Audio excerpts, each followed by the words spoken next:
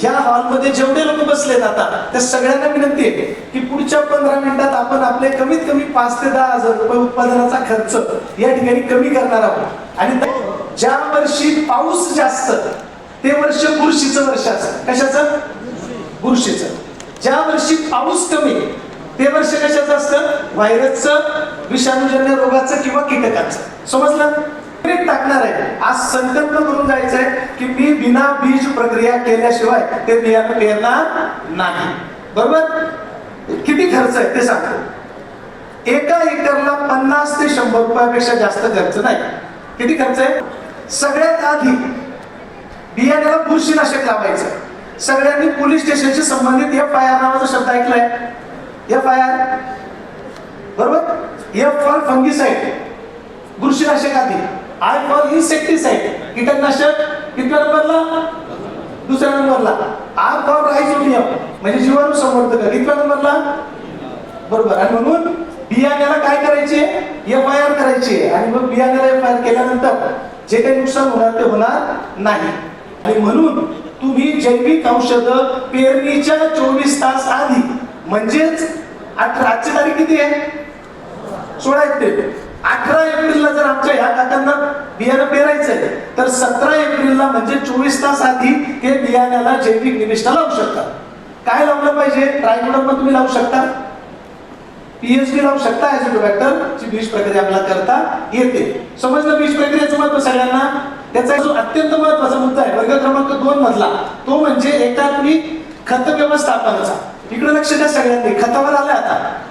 आपल्याकडे सर्व शेतकऱ्यांच्या डोक्यात एकच गोष्ट फिक्स आहे, चांगला पाणी पडेल तर वैद्य खत टाकसू, जमीन थंडी होईल तर वैस टाकसू, पिकले गरम पडेल असं म्हणतो आपण. म्हणतो या हॉलमध्ये जेवढे लोक उपस्थित आहेत माझ्या ह्या वाक्याकडे लक्ष देऊन ऐका. तुमच्या माझ्या जमिनीचा pH 1 ने जर वाढला, कितीने म्हणजे किती झाला? 8. या हॉलमध्ये ज्यांच्या जमिनीचा pH 8 असेल, 8च्या वर असेल, ते जेवढं फॉस्फेट युक्त खत टाकताय त्यातलं 35% फॉस्फेट जमिनीत फिक्स होतंय, तुमच्या पिकाला मिळतच नाही. किती? तर तुम्ही टाकलेलं 35% खत जमिनीत फिक्स होत आहे. कोणतं खत? कोणतं सांगितलं? फॉस्फेट. आता हे फॉस्फेट एवढा कलाकार आहे, फिक्स झाला तिथे त्या झिंकला बोलवतो. समजतं मी काय म्हणतोय? फेरसला बोलवतो, कॅल्शियमला बोलवतो. बसला की एकटा बसणार नाही सांगतो साहेब, बोलवणार. आता बसले की मग ते काय झालं? हा पोहोचले बाबा, बाउंड्री झालं. आता मला सांगा, 2 मातीचे त्याने एकमेकाला चिटकले तर जमीन नरम राहील का कडक? आणि कडक राहिली तर जीवन काम करतील का? करतील. कोण उचलतं खत? खत कोण उचलतं? जीवन उचलतं. पाहिले का आपण दोघांनी? कोणी नाही बघितले, पण ते काम करताय. आणि जर तो हवा आणि पाणी जर संतुलित असेल, वापसा असेल, तर जास्त खत उचललं जायचं, कमी जास्त. आणि जर कडक झालं तर आणि मग परत pH वाढणार, परत फिक्स होणार आणि फिक्स होणार. आणि इथं उपस्थित दुर्दैवाने सांगावं लागतंय 50% शेतकऱ्यांच्या जमिनी सिमेंट कॉन्क्रीटचं जंगल तयार झाले.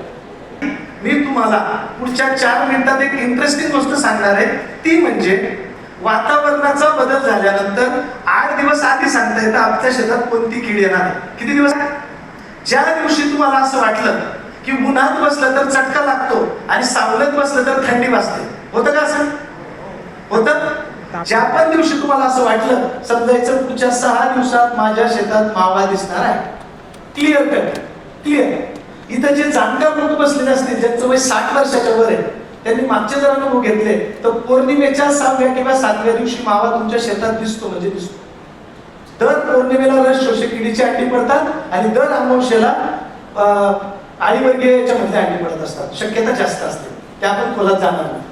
दुसरी जी कीड आहे तुडतुडा, ती कीड अशी कीड आहे जी तुम्हाला नेहमी कापसामध्ये आषाढी एकादशी ते 15 ऑगस्टचा झेंडा.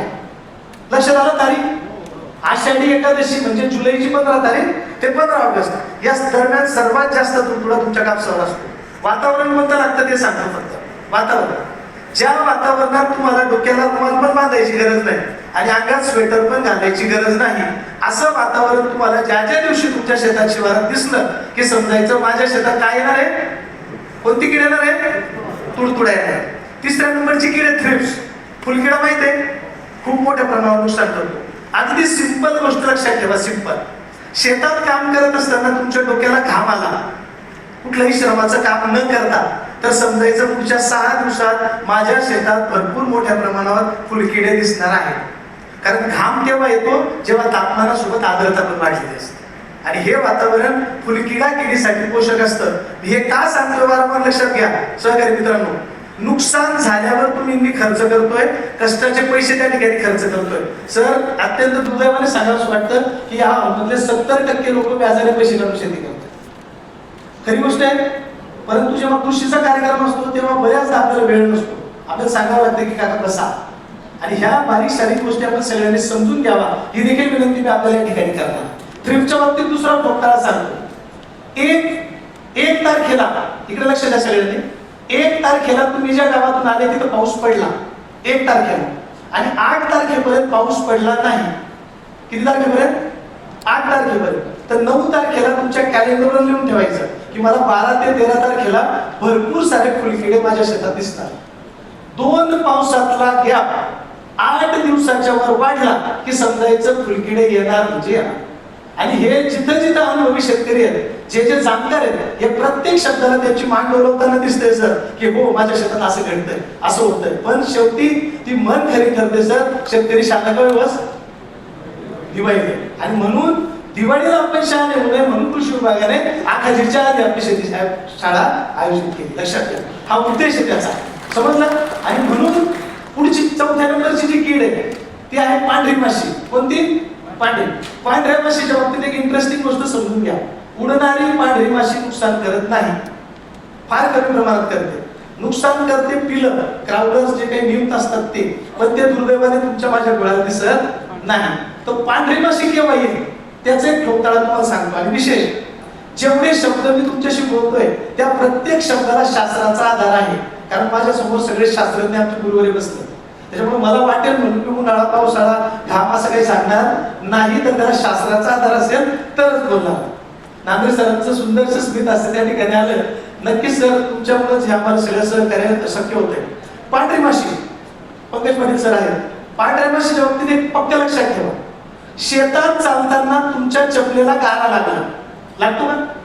म्हणजे काय खाली ओला पाहिजे. आणि दुसऱ्या दिवशी शेतात गेलं तर तुम्हाला डोक्याला रुमाल बांधावा असा वाटला. म्हणजे काय वाढलं? तापमान वाढलं. ओलाव्यानंतर जेव्हा जेव्हा सगळं तापमान वाढणार तेव्हा तेव्हा तुमच्या शेतात पांढऱ्या माशी चालवते. क्लिअर? करता येत नाही. मक्याला जेव्हा पहिला तुरा येतो ना, तुरा, त्या दिवशी खालचं पान वरती सुकायला लागतं असं होतं का? वरती सुकत जात. आपण म्हणतो पाणी कमी पडणार भरा पाणी. ऍक्च्युली हा लेट मिल्स नावाचा रोग आहे. सॉइल बॉर्न आहे, जमिनीतून येणारा रोग आहे. नंतर करता येईल 75 दिवसाला उपाययोजना. आणि म्हणून तुम्हाला जे सांगितलं ती बीज प्रक्रिया या ठिकाणी फार अत्यंत महत्वाची तुम्हाला असणार आहे. पुढे घ्या सर. या फास्टिंगमध्ये फक्त एकच गोष्ट या ठिकाणी सांगेल आणि मग मी कन्क्लुजनकडे जातो, कारण वेळ झालाय. तुमच्यापैकी प्रत्येकाच्या शेतात फुलगळ होते का? फुलगळ पातीगळ होते का? बाल्कनीवाले होते? बरं. तुमच्यापैकी किती लोक फुलगळ झाल्यावर, कशावर? फुलगळ झाल्यावर फुलगळ थांबवणारे औषध मारतात? किंवा किती लोक फुलगळ होण्याच्या आधी त्या उपाययोजना करतात? आपण कोणत्या गटात आहेत? कोणत्या गटात आहेत आपण? कोणत्या? सर इकडे कोणत्या पाण्याची? कोणत्या गटात आहेत? पहिल्या. आज मी तुम्हाला पाण्याची बॉटल घेतली. सर वाटलं आपण किती वेळ लावू होतो, फक्त 2च मिनिटात संपवणार आहे. तर आपल्याला फुलगळ होण्याच्या 8 दिवस आधी समजतं की फुलगळ होणार आहे. आणि रंगावरून समजतं फुलगळ होणार आहे. कशावरून? रंगावरून फुलपाती गळा. सगळ्यांनी लक्ष द्या काय बोलतो. तुमच्या शेतात मी अन्नद्रव्य व्यवस्थापनाकडे घेऊन चाललोय तुम्हाला. कॅल्शियमवर न्यायचं, बोरॉनवर न्यायचं, म्हणूनच फुलगळ समजून सांगणं गरजेचे. लक्षात आलं? पिवळ्या रंगाची तुमची फुलपाती गळत असेल कोणत्याही पिकाची. कोणता रंग? Chennai super king. कोणता रंग? कोणता? पिवळा. हा लक्षात राहील. पिवळ्या रंगाची फुलपाती गळाली तर तुमच्या शेतात नैसर्गिक गळ आहे. कोणती गळ आहे? ती कुठल्याही कीड किंवा रोगाने केलेली नाही. अबायोटिक स्ट्रेस, वातावरणात बदल झाला की ती तुमच्या शेतात येणार आहे. समजलं? दुसरी, त्या फुलपातीवर तपकिरी किंवा काळ्या रंगाचे ठिपके असते. कोणत्या रंगाचे? तपकिरी किंवा काळ्या रंगाचे. तर मित्रांनो ती अल्टरनेरिया म्हणजेच बुरशीने केलेला आहे. कुणी केलंय? बुरशीने. केव्हा होणार सांगतो. बांधावर चालताना तुमचा चप्पल बूट ओला झाला, पॅन्ट गुडघ्यापर्यंत ओली झाली, तर समजायचं माझ्या शेतात पुढच्या 8 दिवसात फुलपाती गळ ही बुरशीमुळे होणार आहे. काय सांगितलं मी आऊन सेल्सिअस बोलतोय का? 28 ते 32, 35 ते 36, 18 ते 22, काहीच लक्षात राहणार नाही. आणि म्हणून जे लक्षात राहील, जे घरी नेता येईल त्याच्यावर आपण बोलतोय. लक्षात आलं? मग काय सांगितलं? कोणत्या विषयावर बोलत होतो आपण आता? काय? हा, पॅन्ट गुडघ्यापर्यंत ओली. बरोबर. म्हणजेच काय? बांधावर चालताना चप्पल बूट ओला झाला. काय पडलंय बांधावर? दव पडले. आणि ज्या दिवशी दव पडतं त्या दिवशी दुपारचं तापमान कसं असतं? जास्त. आणि रात्री 2 वाजेनंतर फॅन बंद करून आपल्याला झोपवणार. म्हणजे एका दिवसात किती ऋतू? सकाळी पावसाळा, दुपारी उन्हाळा, आणि सकाळी एकदम अर्ली मॉर्निंग 3-4 वाजता हिवाळा. नक्षत्र बदलले, दिवसाच्या रात्रीच्या तापमानात बदल झाला की बुरशीचं लाईफ सायकल काय होतं? चालू होतं. आणि म्हणून बांधावर चालताना चप्पल बूट ओली झाली की आपल्या उभ्या पिकावर कॉन्टॅक्ट फंगिसाइड, ज्याचा एका एकरचा खर्च फक्त 100 रुपये असतो, त्याची फवारणी करून घ्या. तुमच्या बाळाला पोलिओचा डोस दिला म्हणून समजा. अवघड आहे का? सोपं आहे? घरी घेऊन जाण्यासारखं आहे का? नक्की आहे. कारण मी तुम्हाला सांगितलं 21 ते 26 अंश सेल्सिअस मध्ये हा रोग वाढतो. तर माने सर, रबी साहेब, कुठं मोजायचं आपल्या शेतकऱ्यांनी? 21 ते 26 हा विस्तार आहे त्यासाठी. पण आपण सगळ्यांनी ते डाउनलोड पण केलं पाहिजे आणि आपण करत पण आहात. समजलं? तर हे पण महत्वाचं आहे. तिसरी जी गळ असते, लक्ष द्या मी काय म्हणतो. त्याच डागावर तपकिरी किंवा काळ्या रंगाचा डाग आहे, पण त्याच्यावर हात फिरवल्यावर ते जर तुम्हाला खरबडीत लागलं तर मोस्ट ऑफ शक्यता आहे तो डाग बॅक्टेरियलचा आहे. बरोबर सर? आपण लिंबूचं फळ बघितलं असेल तर रंगाचा डाग असतो, सगळं आपल्याला माहिती आहे, सिट्रस कॅक्टर जातो वगैरे वगैरे. समजलं? खरबडीत लागला तर ती कॉपर बेस्ड फंगिसाइड आणि अँटीबायोटिक्सचा वापर आपल्याला त्या ठिकाणी करावा लागतो. मी हे का सांगितलं असेल तुम्हाला? कारण जर तुमच्या शेतात बॅक्टेरियल असेल आणि बाजारातून तुम्ही 10,000 रुपये लिटरचं जरी बुरशीनाशक आणलं तरी 1% सुद्धा रिझल्ट मिळणार नाही. तुम्हाला तिथं ते 2, 500, 25, 30 रुपयाची पुढे आणून ते 3 पंप करावेच लागतील. म्हणजे काय?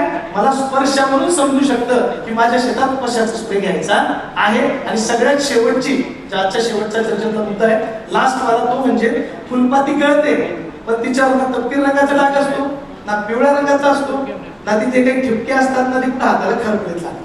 फक्त काय असतं? हिरव्या रंगाची फुलपाती गळून पडते. होतं का काय असं? पाती गळाली. आता ही जी गळ आहे, ही गळ मोस्ट ऑफ केसेस मध्ये कॅल्शियम आणि बोरानच्या डिफिशियन्सी. कशामुळं? कॅल्शियम. कुठून तुटून पडली ती? देठापासून. तुमचे हे सांधे दुखले तर डॉक्टर कशाची कमतरता सांगणार? कॅल्शियमच्या मुळे. मग जर जॉईंट मजबूत नाही त्या झाडाचे, तुटून पडतंय, त्याचा सरळ अर्थ काय? कॅल्शियमची कमतरता आहे. आणि या हॉलमध्ये जेवढे जाणकार शेतकरी किंवा अधिकारी बसलेत त्यांच्यासाठी अत्यंत नम्रपणे सांगतो, कॅल्शियमची उपलब्धता आर्द्रतेवर अवलंबून असते. तुम्ही कोणत्या कंपनीचा कॅल्शियम देता आणि कोणत्या फॉर्मचा देता याने काही फार फरक पडणार नाही. जेव्हा ही आर्द्रता 40च्या खाली आणि 60च्या वर जाते सर, तेव्हा जमिनीतून कॅल्शियम अजिबात मूव्ह होत नाही, बोरांसोबत सुद्धा. आणि म्हणून आजच्या मीटिंग मध्ये अत्यंत महत्वाचा सल्ला माझ्या सगळ्या शेतकरी बांधवांना असा असेल की कॅल्शियम आणि बोरानचा जेव्हा जेव्हा तुम्ही वापर कराल तेव्हा त्याचं प्रमाण 10:1 ठेवण्याचा प्रयत्न करा. म्हणजे 5 किलो कॅल्शियम नायट्रेट घेतला असेल तर 500 ग्राम बोरान, 4 किलो घेतला असेल तर 400 ग्राम. ते कॉम्फर्टेबल राहील. आणि सगळ्यात महत्वाचं, कोणत्याही आर्द्रतेमध्ये तुम्हाला कॅल्शियम वरती न्यायचं असेल, कारण कॅल्शियमची कमतरता असते कोणत्या भागावर? झाडाच्या शेंड्यावर. शेंड्यावर का कमी पडला तो? आपण कुठं पडला? खाली. वर जातो का तो? आणि जर खाली आपण पडला तर कमी कुठे पडेल? का शेंड्यावर. आणि म्हणून केळीचा पोगा वाकडा तिकडा झाला की आपण कॅल्शियम नायट्रेटची बॅग सोडतो. शेंडा खाली मान टाकायला लागले, कशाची कमतरता आहे? कॅल्शियमची कमतरता आहे. म्हणून केव्हाही कोणत्याही आर्द्रतेत कॅल्शियम अवेलेबल करायचं असेल तर सर्वांना विनंती आहे की आपण कॅल्शियम बोरॉन सोबत एखाद्या अमिनो ऍसिड दिलं पाहिजे. ठीक? बरेच जण घड्याळीकडे बघतायत. आपण या कार्यक्रमाला या ठिकाणी हाच विनंती की 77 69 94 77 69 94 14 72 दिनेश पाटील.